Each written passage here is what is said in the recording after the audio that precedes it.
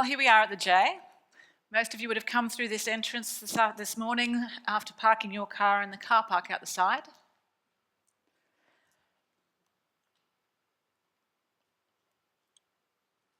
Right now we're sitting in this space identified on the aerial photograph.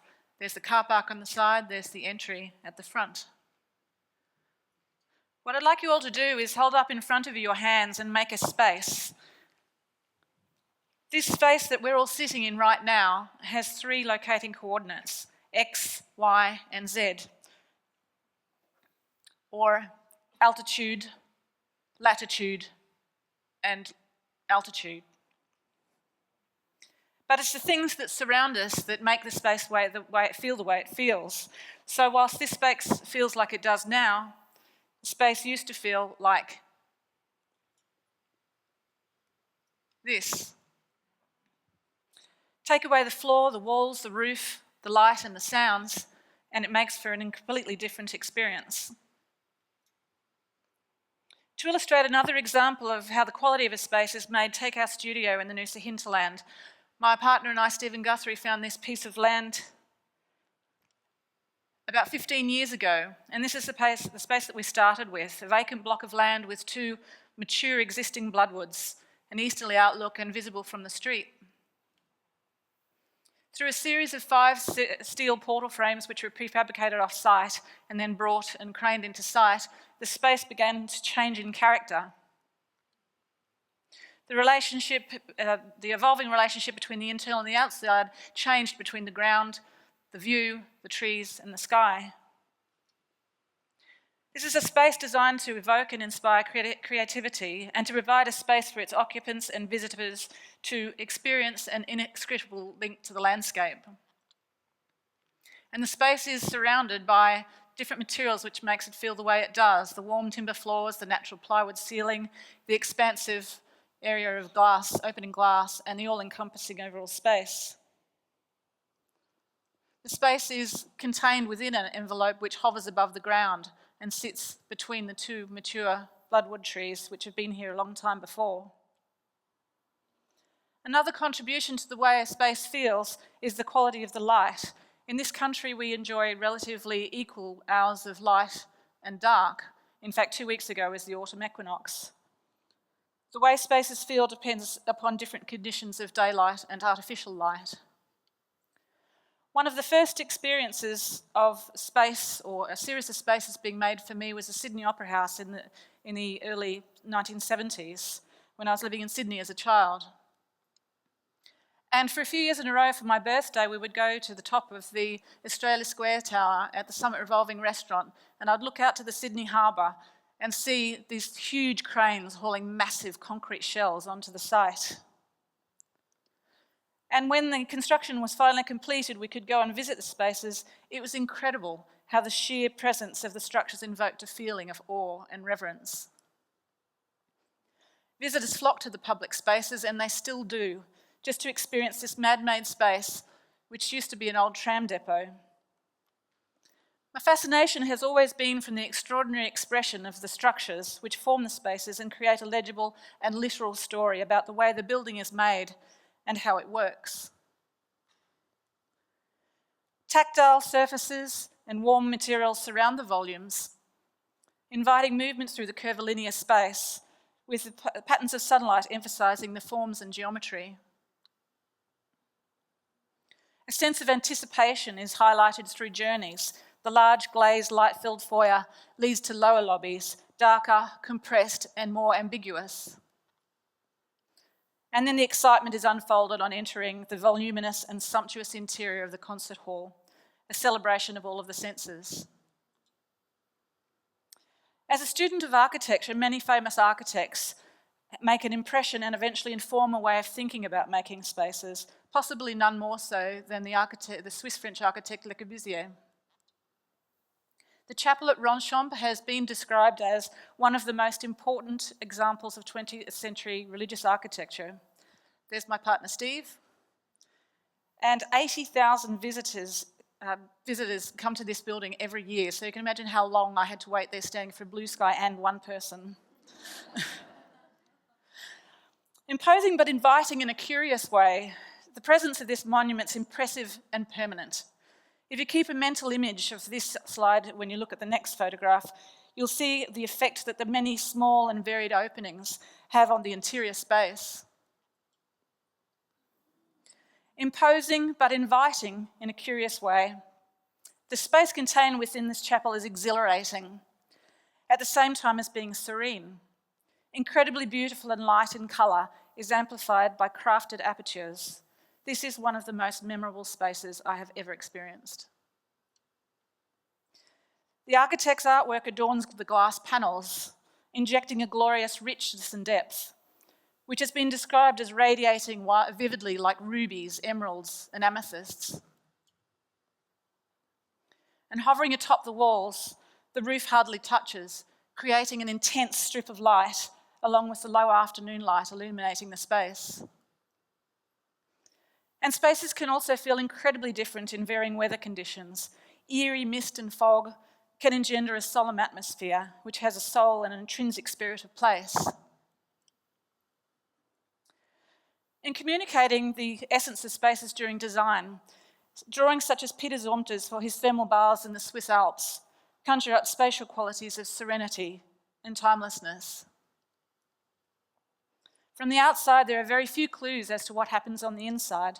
The form and the facade treatment is somewhat monumental and austere. From the inside, the spaces are orchestrated to encourage a series of stimulations of all of the senses, with intriguing and strategic visual and physical connections to the outside. Journeys allow the unexpected discovery of diverse spaces with doors and corridors leading to unknown havens. This texture of materials, light and sound creates stillness and a contemplative environment. Natural and artificial light filters through to each space differently via squares in the roof and via slots in the roof, very similar in manner to the light at Ronchamp. And at night, the light glows from beneath the surface of the water, highlighting the locally sourced stone, which is a Vals gneiss or a quartzite, further altering the visual spatial quality of the building. Interconnected spaces lead from petal-filled, nurturing, lightly aerated water through to chilled spa baths and scorching hot baths. And underwater passes connect from the interior to the exterior, where openings allow glimpses of Alps, and the surrounding reality seems almost surreal in this context. A feeling of euphoria and total immersion prevails when you're floating in a weightless space. It was during this visit to Vals that we met the architect Peter Zumthor at his nearby house and studio, and the sensational adventure that we experienced at Vals encouraged us to explore more of this amazing architect's work. After Zumthor showed us some of his sketches and models that he had made for a project in the Arctic Circle, this time only 1 metre above sea level instead of a kilometre above sea level, we knew that we would have to see it when it was finished. So 4 years later, we made the pilgrimage to the very most northern tip of Norway, a tiny island called Vardø, which is only reached by boat or tunnel. Here's Steve and me reflected in the glass facade with Peter Zumthor's building in the background. This extraordinary monument was constructed in memory of the 91 people convicted of witchcraft and executed in the 1600s on this very site. 2 components make up the memorial: Zumthor's 125-metre long suspended tented hall, and the artist Louise Bourgeois, which is American-based French artist, her black box on the right. At midnight in summer, the quality of the light turns an eerie blue, seemingly casting a spell over the landscape. As a community which originally survived on its fishing industry, there are still a few remnants of the tools of the trade, in particular these old fish drying structures. Zumthor drew very literally from these rudimentary structures and used the forms to suspend the tented hall from the frames. Entry to the hall is via a long timber ramp. Walking along the ramp induces curiosity and some trepidation of what to inspect inside. Small illuminated windows suggest that souls still reside in the space.